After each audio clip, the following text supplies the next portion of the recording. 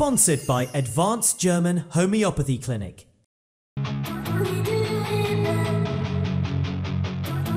I'm Dr. Manoj Pujar, MD Homeopath, Classical Homeopath, Advanced German Homeopathy Clinic, Varicose Ulcer and Diabetic Wound Care Center.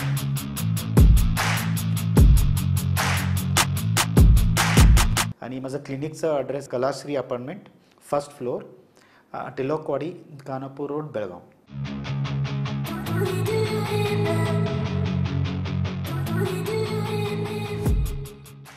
नमस्कार, मी श्वेता अंकले. Tarun Bharat news बुलेटिनमध्ये आपल्या सर्वांचे स्वागत. आता पाहूया ठळक घडामोडी. राज्य विधिमंडळाचे हिवाळी अधिवेशन 8 ते 19 डिसेंबर या काळामध्ये बेळगावातील सुवर्णसौधमध्ये घेण्याचे प्रयोजन आहे. यासाठी आवश्यक तयारी जिल्हा प्रशासनाने करावी अशी सूचना कर्नाटक विधानसभा अध्यक्ष UT खादर यांनी दिली. हिवाळी अधिवेशनाच्या पूर्वतयारीसाठी बुधवारी सुवर्णसौधमध्ये बैठक झाली. त्यावेळी ते बोलत होते. तत्पूर्वी त्यांनी विधान परिषद सभापती बसवराज होरट्टी यांच्या समवेत सुवर्णसौधमधील तयारीची पाहणी केली. ते पुढे म्हणाले की अधिवेशनासाठी येणारे मुख्यमंत्री, मंत्री, आमदार यांना कोणताही त्रास होणार नाही याची काळजी घेण्यात यावी. मंत्री, आमदार, मंत्रालयातील अधिकारी, कर्मचारी, वाहन चालक, पोलीस अधिकारी यांची निवास व भोजन व्यवस्था करावी. सुवर्णसौधच्या प्रवेशद्वारावर लोकांची व रहदारी कोंडी टाळण्यासाठी आवश्यक कार्यवाही करावी. आंदोलनस्थळासह महत्त्वाच्या ठिकाणी CCTV कॅमेरे बसवून नजर ठेवावी. अधिवेशन पाहण्यासाठी लोकही मोठ्या संख्येने येतात. त्यांच्यावर नियंत्रण ठेवण्यासाठी सुवर्णसौधमध्ये स्वच्छतेला अधिक प्राधान्य द्यावे अशा सूचना त्यांनी केल्या. भारत आणि श्रीलंका लष्कराचा मित्रशक्ती 2025 हा संयुक्त सराव 10 नोव्हेंबरपासून बेळगावमध्ये सुरू झाला असून तो 23 नोव्हेंबरपर्यंत चालणार आहे. या सरावात एकूण 305 सैनिक सहभागी झाले असून भारताकडून राजपूत रेजिमेंटचे 170 जवान तर श्रीलंकाकडून गजाबा रेजिमेंटचे 135 जवान सहभागी झाले आहेत. याशिवाय भारतीय वायुसेनेचे 20 अधिकारी आणि श्रीलंकन वायुसेनेचे 10 अधिकारीही या सरावात सहभागी आहेत. सरावाचा मुख्य उद्देश दहशतवादविरोधी संयुक्त कारवाईची तयारी आणि दोन्ही देशांमधील लष्करी संबंध दृढ करणे आहे. सरावामध्ये युद्ध कौशल्याचे प्रात्यक्षिक, आर्मी मार्शल आर्ट्स, शूटिंग, योग, drone, counter unmanned aerial systems आणि हेलिकॉप्टरच्या वापरावर भर देण्यात आला आहे.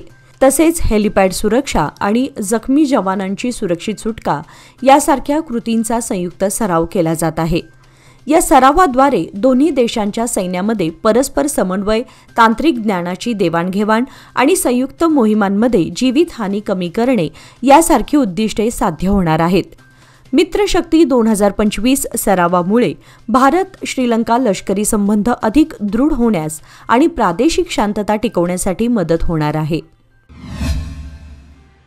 कामगार खात्याच्या सहकार्याने आयोजित बांधकाम कामगार, प्लंबर आणि इतर कामगारांना सुरक्षा किटचे वाटप करण्याचा कार्यक्रम आज बुधवार दिनांक 19 नोव्हेंबर रोजी आमदार आसिफ सेठ यांच्या हस्ते उत्साहात पार पडला. या उपक्रमाचा उद्देश कामाच्या ठिकाणी सुरक्षिततेला प्रोत्साहन देणे, कामगारांचे संरक्षण सुनिश्चित करणे आणि उच्च जोखीम असलेल्या व्यवसायांमध्ये सुरक्षा उपकरणांच्या वापराचे महत्त्व पटवून देणे हा होता. आमदार सेठ यांच्या हस्ते वितरित करण्यात आलेल्या सुरक्षा किटमध्ये हेल्मेट, हातमोजे, रिफ्लेक्टिव्ह जॅकेट तसेच कामाच्या ठिकाणचे धोके कमी करणाऱ्या इतर सुरक्षा वस्तूंचा समावेश होता. कार्यक्रमामध्ये बोलताना आमदार सेठ यांनी कामगार कल्याण आणि कामगार सुरक्षा ही आपली प्रमुख प्राथमिकता असल्याचे स्पष्ट केले. तसेच कामगारांची प्रतिष्ठा आणि सुरक्षितता वाढवणाऱ्या उपक्रमांना सतत पाठिंबा देण्याचे आश्वासन त्यांनी दिले. या कार्यक्रमाला कामगार विभागाचे अधिकारी उपस्थित होते. युवा नेते अमन सेठ यांनीही कामगारांशी संवाद साधत त्यांच्या समस्या आणि गरजा जाणून घेतल्या. बेळगाव शहरातील शहापूर येथील बॅरिस्टर नाथपै चौकामध्ये विनापरवाना व्यावसायिकांवर बेळगाव महापालिकेने आज बुधवारी सकाळी धडक कारवाई केली. या कारवाईमुळे स्थानिक व्यापारी वर्गात मोठी खळबळ उडाली. महापालिकेच्या अधिकाऱ्यांनी विविध आस्थापनांमध्ये तपासणी करून वैध व्यावसायिक परवाने नसलेल्या दुकानांवर कारवाई केली. अचानक सुरू झालेल्या या मोहिमेमुळे अनेक दुकानदारांनी घाईघाईने आपली कागदपत्रे सादर करण्याचा प्रयत्न केला. महापालिकेच्या या कठोर भूमिकेमुळे शहरातील इतर विनापरवाना व्यावसायिकांमध्येही भीतीचं वातावरण निर्माण झालं आहे. महापालिका अधिकाऱ्यांनी सांगितले की विनापरवाना व्यवसाय रोखण्यासाठी ही मोहीम कायम सुरू ठेवण्यात येणार असून कोणालाही सूट दिली जाणार नाही. यावेळी बेळगाव महानगरपालिकेच्या वतीने महसूल उपायुक्त रेश्मा तालीकोटी तसेच इतर अधिकारी आणि कर्मचारी उपस्थित होते. येत्या हिवाळी अधिवेशनाच्या पार्श्वभूमीवर बेळगाव शहरात सुरक्षेचे कडे अधिक कडक करण्यात आले असून बुधवारी जिल्हाधिकारी कार्यालय परिसरात श्वान पथकाच्या मदतीने सुरक्षा तपासणी करण्यात आली. शासकीय कार्यालये, महत्त्वाचे स्थानक आणि सभागृह परिसरात पोलीस दल सतर्क असून ड्रोन कॅमेऱ्यांच्या सहाय्याने देखील देखरेख सुरू आहे. संशयास्पद व्यक्ती व वस्तूंवर विशेष लक्ष ठेवले जात आहे. पोलीस अधिकारी, महिला सुरक्षा रक्षक व विशेष पथकांच्या माध्यमातून तपासणी आणि गस्त वाढवण्यात आली आहे. कोणतीही अनुचित घटना घडू नये म्हणून खबरदारीचे उपाय योजले जात आहेत. बेळगावात अधिवेशनाच्या काळात कायदा व सुव्यवस्था राखण्यासाठी प्रशासन आणि पोलीस विभाग पूर्ण तयारीत असल्याचे चित्र आहे. सरदार वल्लभभाई पटेल यांच्या 150व्या जयंतीनिमित्त केंद्र सरकारच्या आवाहनानुसार बुधवारी एकता पदयात्रेचे आयोजन करण्यात आले. ही पदयात्रा शिवसृष्टी येथून सुरू होऊन कपिलेश्वर उड्डाणपूल मार्गे धर्मवीर संभाजी महाराज चौकापर्यंत नेण्यात आली. सकाळी 6:30 वाजता शिवाजी उद्यान परिसरातील शिवसृष्टी येथून प्रारंभ झालेल्या या पदयात्रेत भाजपा कार्यकर्त्यांनी सरदार पटेल यांच्या देशासाठीच्या योगदानाची आठवण करून दिली. सरदार पटेल यांनी गृहमंत्री असताना देशातील सर्व संस्थाने एकत्रित करून संघराज्य व्यवस्था अधिक बळकट केली होती. या पदयात्रेला वंदे मातरम गाण्याच्या 150व्या वर्धापन दिनाचेही औचित्य लाभले. या निमित्ताने देशातील एकता, अखंडता आणि राष्ट्रप्रेम जागवण्याचा संदेश देण्यात आला. भाजपच्या विविध पदाधिकाऱ्यांनी, कार्यकर्त्यांनी आणि नागरिकांनी उत्स्फूर्त सहभाग घेतला. बेळगाव उद्यमबाग येथील कलाश्री टॉवरमध्ये आयोजित कार्यक्रमात दोड्ड होसूर येथील प्रकाशजी पाटील यांना कारचे विजेते घोषित करून मान्यवरांच्या हस्ते सुपूर्द करण्यात आले. कार्यक्रमाचे अध्यक्षस्थान संस्थापक अध्यक्ष प्रकाश डोळेकर यांनी भूषवले. कार्यक्रमाचे उद्घाटन खानापूरचे आमदार विठ्ठल हलगेकर, माजी आमदार व जिल्हा मध्यवर्ती बँकेचे संचालक अरविंद पाटील, गोव्याचे उद्योजक हनुमंत व कृष्णा नाईक, कर्नाटकचे माजी साखर मंत्री शशिकांत नाईक, सुरेश बिरजे, ज्येष्ठ वकील ॲडव्होकेट शिल्पा गोडीगौडर, दत्तात्रय शिंदे व दत्तात्रय जाधव यांच्या हस्ते दीपप्रज्वलनाने झाली. यावेळी सुकन्या डोळेकर व विष्णू डोळेकर यांचीही उपस्थिती लाभली. चौथ्या ग्राहक बक्षीस सोडतीत ज्ञानेश्वर कोहली वडगाव यांना 30,000 रुपयांचे खरेदी व्हाउचर, नंदिनी चौगुले धामणे यांना 25,000, पानेश्वरी पुजारी पिरणवाडी यांना 21,000 तसेच ज्योती डी पाटील भवानीनगर यांना 15,000 रुपयांचे खरेदी व्हाउचर देऊन गौरवण्यात आले. उर्वरित विजेत्यांना विविध रकमेचे खरेदी व्हाउचर देऊन मान्यवरांच्या हस्ते सन्मान करण्यात आला. उत्कृष्ट कामगिरी करणाऱ्या कलाश्री योजनेतील डीलर्सचा देखील कार्यक्रमात सत्कार करण्यात आला. या कार्यक्रमाला बेळगाव, खानापूर, चंदगड, सावंतवाडी, गोवा, चिकोडी आणि बैलहोंगल परिसरातील हजारो सभासद, डीलर्स व हितचिंतकांनी उत्स्फूर्त उपस्थिती दर्शवली होती. महाराष्ट्र एकीकरण समितीच्या प्रमुख नेत्यांवर विविध प्रसंगी दाखल झालेल्या 6 गुन्ह्यांप्रकरणी मंगळवारी जिल्हा न्यायालयात सुनावणी नियोजित होती. मात्र काही प्रकरणातील फिर्यादी आणि महत्त्वाचे साक्षीदार अनुपस्थित राहिल्याने न्यायालयाने सुनावणी पुढे ढकलली आहे. ही प्रकरणे 2017, 2018 आणि 2021 मधील महामेळाव्यांदरम्यान आयोजित सभा परवानगीशिवाय घेतल्याच्या आरोपांशी संबंधित आहेत. या संदर्भात दीपक दळवी, माजी आमदार मनोहर केणेकर, प्रकाश मरगाळे, माजी महापौर मालोजी अष्टेकर, शिवाजी सुंटकर, प्रकाश शिरोळकर, माजी महापौर सरिता पाटील, माजी उपमहापौर रेणू किल्लेकर यांच्यासह अनेक कार्यकर्त्यांवर गुन्हे दाखल करण्यात आले आहेत. या सर्व प्रकरणांमध्ये advocate Mahesh Birje, advocate Balasaheb Kagankar, advocate Vaibhav Kutre, advocate Ashwajit Chaudhari आणि ॲडव्होकेट रिचमॅन रिकी हे विधिज्ञ आरोपींचे प्रतिनिधित्व करत आहेत. सुनावणीच्या पुढील तारखेची घोषणा लवकरच करण्यात येईल. बेळगाव जिल्ह्यामध्ये वाढत्या सायबर गुन्ह्यांच्या पार्श्वभूमीवर नागरिकांनी इंटरनेट, सोशल मीडियावर असताना कोणत्याही अनोळखी व्यक्तीवर विश्वास ठेवू नये. कोणतीही योजना, नोकरीची संधी, वधूवर प्रस्ताव वगैरेंच्या बाबतीत डोळे झाकून विश्वास ठेवू नये असे आवाहन बेळगाव शहर पोलीस आयुक्त भूषण बोरसे यांनी पुन्हा एकदा केले आहे. बेळगाव पोलीस आयुक्तालयातून आपल्या एका जाहीर व्हिडिओच्या माध्यमातून पोलीस आयुक्तांनी उपरोक्त आवाहन केले आहे. सध्याच्या काळामध्ये सायबर गुन्हे दिवसेंदिवस वाढत आहेत. तेव्हा कृपया इंटरनेट, सोशल मीडियावर असताना कोणत्याही अनोळखी व्यक्तीवर विश्वास ठेवू नये. कोणतीही योजना, नोकरीची संधी, विवाहविषयक प्रस्ताव वगैरेंच्या बाबतीत डोळे झाकून विश्वास ठेवू नका. संबंधित योजना ज्याने सुरू केली आहे त्यांना भेटून पडताळून खातरजमा केल्यानंतरच गुंतवणूक करा. डिजिटल अरेस्ट अशी कोणती शब्दावलीच कायद्यामध्ये नाही. जर पोलीस अधिकारी असल्याची बतावणी करून कोणी तुम्हाला धमकावत अथवा भीती दाखवत असेल तर तुम्ही जवळच्या पोलीस ठाण्यामध्ये जावे. त्या ठिकाणी आमच्या पोलीस अधिकाऱ्याला तुम्हाला आलेल्या फोनबद्दल माहिती देऊन तो खरा आहे की खोटा याची शहानिशा करण्याची विनंती करावी. यासाठी 1930 ला पोलीस प्रशासनाशी संपर्क करा असे आवाहन केले. 3 दशके विश्वासाची, 30 वर्षे लोकमान्याची. सादर आहे लोकमान्य आनंदोत्सव निवेश योजना. 30 महिन्यांच्या ठेवीवर 10.50% व्याज. ज्येष्ठ नागरिकांसाठी 0.5% अधिक माहितीसाठी आमच्या नजीकच्या शाखेला भेट द्या किंवा कॉल करा 1800-212-4050. लोकमान्य, प्रत्येक पावलावर तुमच्या सोबत. फक्त सभासदांकरिता. नियम व अटी लागू. बेळगावातील भूतरामनहट्टी येथील राणी चन्नम्मा प्राणी संग्रहालयातील काळविटांचा मृत्यू हेमोरॅगिक सेप्टिसेमिया म्हणजेच HS बॅक्टेरियामुळे झाला असल्याचे बन्नेरघट्टा येथील प्रयोगशाळेने निदान केले आहे. 13 नोव्हेंबरपासून सुरू झालेल्या या मृत्यूमुळे एकूण 31 काळवीट मृत्युमुखी पडले आहेत.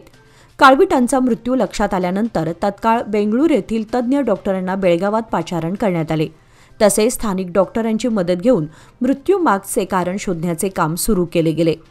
काळविटांचा पंचनामा करून रक्ताचे नमुने बेंगळूर बन्नेरघट्टा प्रयोगशाळेला पाठवण्यात आले.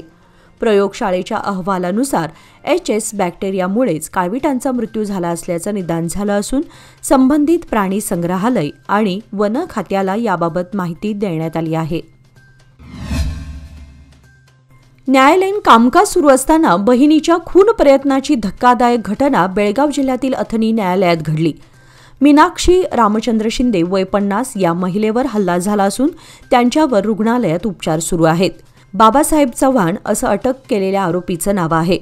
संपत्तीच्या वादातून मीनाक्षी आणि बाबासाहेब यांनी न्यायालयात दाद मागितली होती. या विषयावरून दोघांमध्ये अनेकदा वाद आणि भांडण झाले होते. आज न्यायालयीन कामकाज सुरू असताना बाबासाहेब यांनी मीनाक्षी यांचा पाठलाग करून कुऱ्हाडीने हल्ला करण्याचा प्रयत्न केला. जीव वाचवण्यासाठी मीनाक्षी कोर्ट हॉलमध्ये धावत गेल्या. प्रधान दिवाणी न्यायाधीशांच्या समोरच ही घटना घडल्यानं काही काळ कोर्ट परिसरात भीतीचं वातावरण निर्माण झालं. हल्ला करण्याचा प्रयत्न करणाऱ्या बाबासाहेब चव्हाण यांना अथणी पोलिसांनी तात्काळ अटक केली असून या प्रकारामुळे संपूर्ण कोर्ट परिसरात मोठी धावपळ आणि गोंधळ उडालेला दिसून आला. देशामध्ये वाढत असलेल्या हिंसाचार आणि धार्मिक तेढीला आळा घालण्यासाठी तसेच राष्ट्रीय स्वातंत्र्य, अखंडता आणि एकात्मता यांचं संरक्षण करण्याच्या उद्देशाने राष्ट्रीय एकात्मता सप्ताहाच्या निमित्ताने बेळगाव शहर पोलीस आयुक्तालयात राष्ट्रीय एकात्मता शपथ घेण्यात आली. शहर पोलीस आयुक्त कार्यालयात पार पडलेल्या या कार्यक्रमात पोलीस आयुक्त भूषण बोरसे यांच्या मार्गदर्शनाखाली सर्व अधिकारी आणि कर्मचारी यांनी एकत्र येत राष्ट्रीय एकात्मतेचे प्रतिज्ञापाठ केले. देशातील शांतता, बंधुता आणि एकतेसाठी प्रत्येक नागरिकाने सजग राहावे असे आवाहन यावेळी करण्यात आले. कार्यक्रमामध्ये विविध विभागातील पोलीस अधिकारी, कर्मचारी उपस्थित होते. हा उपक्रम सामाजिक सलोखा, एकात्मता आणि राष्ट्रीय एकतेच्या बळकटीसाठी महत्त्वपूर्ण ठरतो असे यावेळी पोलीस अधिकाऱ्यांनी सांगितले. स्वतःमधील प्रतिभेला ओळखा, तिचा विकास करा आणि सकारात्मक दृष्टिकोन ठेवून आयुष्य सुंदर बनवा असा प्रेरणादायी संदेश GGTI संगणक संस्थेचे गुरुनाथ किरमटे यांनी विद्यार्थ्यांना दिला. मन शिवराज हायस्कूल राकसकोप येथे आयोजित बेळगुंदी विभागीय प्रतिभा कारंजी स्पर्धा उत्साहात पार पडल्या. या कार्यक्रमाच्या अध्यक्षस्थानी मारुती धनाजी पाटील होते. प्रमुख वक्ते म्हणून बोलताना किरमटे यांनी विद्यार्थ्यांना आत्मविश्वास, जिद्द आणि चिकाटीच्या माध्यमातून यश मिळवण्याचे मार्ग सांगितले. त्यांनी आपल्या कवितांमधूनही प्रेरणा दिली. कार्यक्रमाला प्रमुख पाहुणे मनोहर पी. बेळगावकर, महेश दुर्गू पाटील आदी मान्यवर उपस्थित होते. शाळेचे मुख्याध्यापक MP पाटील यांनी पाहुण्यांचे स्वागत केले. सूत्रसंचालन SM शिंदे यांनी तर आभार प्रदर्शन CS पाटील यांनी केले. या स्पर्धांमुळे विद्यार्थ्यांमध्ये सुप्त गुणांना वाव मिळाला आणि भविष्यातील वाटचालीसाठी प्रेरणा मिळाली. भुतरामनहट्टी येथील राणी चन्नम्मा प्राणी संग्रहालयात मोठ्या प्रमाणात काळविटांचा मृत्यू झाल्याच्या पार्श्वभूमीवर या प्राणी संग्रहालयात पूर्णवेळ कार्यकारी संचालकाची नेमणूक करण्याची मागणी वन्यजीव संरक्षक गिरीधर कुलकर्णी यांनी मुख्यमंत्री सिद्धरामय्या आणि पालकमंत्री सतीश जारकिहोळी यांच्याकडे केली आहे. गिरीधर कुलकर्णी यांनी सांगितले की ऑगस्ट 2020 मध्ये त्यांनी काळवीट दत्तक घेतले होते, जो या संग्रहालयात पहिला दत्तक प्राणी ठरला होता. परंतु अलीकडे 30 पेक्षा अधिक काळविटांचा मृत्यू झाल्याची वेदनादायक बाब घडली आहे. सध्या उपवनसंरक्षक या पदाधिकारीकडेच कार्यकारी संचालकाची जबाबदारीही दिली आहे. मात्र हे पद पूर्णवेळ समर्पित अधिकारीद्वारे कार्यान्वित व्हावे अशी त्यांनी स्पष्ट मागणी केली आहे. कुलकर्णी यांनी पुढे सांगितले की वन्यजीव संवर्धन ही आपली सामूहिक जबाबदारी आहे. त्यांच्यासह त्यांच्या कुटुंबातील सदस्य आणि सहकाऱ्यांनीही बिबट्या, तरस, हरिण, 4 शिंगाचे काळवीट, पॅराकीट आदी प्राणी दत्तक घेतले आहेत. प्राण्यांच्या मृत्यूमुळे सर्वत्र चिंता व्यक्त होत असून प्रशासनाने तातडीने लक्ष घालून व्यवस्थापनात सुधारणा करावी अशी मागणी त्यांनी केली आहे. गेल्या काही दिवसात तापमानात सातत्याने घट होत असल्याने शहर आणि परिसरात हुडहुडी भरवणारी थंडी जाणवत होती. मात्र चक्रीवादळामुळे आता थंडीचा जोर कमी होऊन आता तापमान वाढण्यासह अकाळी ढगाळ वातावरण झालं आहे. ढगाळ आकाशाची स्थिती आणखी काही दिवस राहणार असून हलक्या स्वरूपाच्या पावसाचा अंदाजही हवामान विभागाने वर्तवला आहे. हवेतील कमी झालेली आर्द्रता, कोरडे झालेले वातावरण, उत्तरेकडून येणारे वारे अशा कारणांमुळे शहर आणि परिसरात गारवा वाढला होता. तसेच किमान तापमानात घट होत राहिल्याने थंडीचा जोर वाढत गेला होता. शहरातील 11 अंश सेल्सिअसपर्यंत तापमान कमी झालं होतं. मात्र बंगालच्या उपसागरात निर्माण झालेल्या चक्रीवादळामुळे वातावरणात बदल होऊन थंडीचा जोर कमी झाला आहे. त्यामुळे 22 नोव्हेंबरपर्यंत हलक्या पावसाची शक्यता हवामान विभागाने अंदाज वर्तवला आहे. शहरात भटक्या कुत्र्यांच्या वाढत्या उपद्रवावर नियंत्रण ठेवण्यासाठी तसेच माननीय सर्वोच्च न्यायालयाने दिलेल्या आदेशांच्या अंमलबजावणीसंदर्भात आज जिल्हाधिकारी यांच्या अध्यक्षतेखाली महत्त्वपूर्ण बैठक घेण्यात आली. ही बैठक जिल्हाधिकारी कार्यालयाच्या सभागृहात जिल्हाधिकारी मोहम्मद रोशन यांच्या उपस्थितीत पार पडली. यामध्ये जिल्हा प्राणी दया संघाचे सदस्य, पशुसंवर्धन विभागाचे अधिकारी, स्थानिक स्वराज्य संस्था प्रतिनिधी तसेच आरोग्य विभागाचे अधिकारी उपस्थित होते. बैठकीमध्ये भटक्या कुत्र्यांच्या निर्बंधासाठी राबवण्यात येणाऱ्या उपाययोजनांवर चर्चा झाली. त्यामध्ये निर्बंध, लसीकरण, निर्जंतुकीकरण मोहीम व जनजागृती यांचा समावेश होता. जिल्हाधिकाऱ्यांनी संबंधित यंत्रणांना लवकरात लवकर ठोस कृती आराखडा तयार करण्याचे निर्देश दिले. तसेच सर्वोच्च न्यायालयाच्या आदेशानुसार मानवी हक्कांचे रक्षण करत उपाययोजना राबवण्यावर भर देण्यात आला. याचबरोबर आजचे बातमीपत्र इथे संपले. अधिक माहिती आणि ताज्या घडामोडींसाठी पाहत रहा तरुण भारत न्यूज चॅनल. तसेच आमच्या चॅनलला लाईक, शेअर आणि सबस्क्राईब करायला विसरू नका. आणि विश्वासार्ह बातम्यांसाठी दररोज वाचा दैनिक तरुण भारत. धन्यवाद.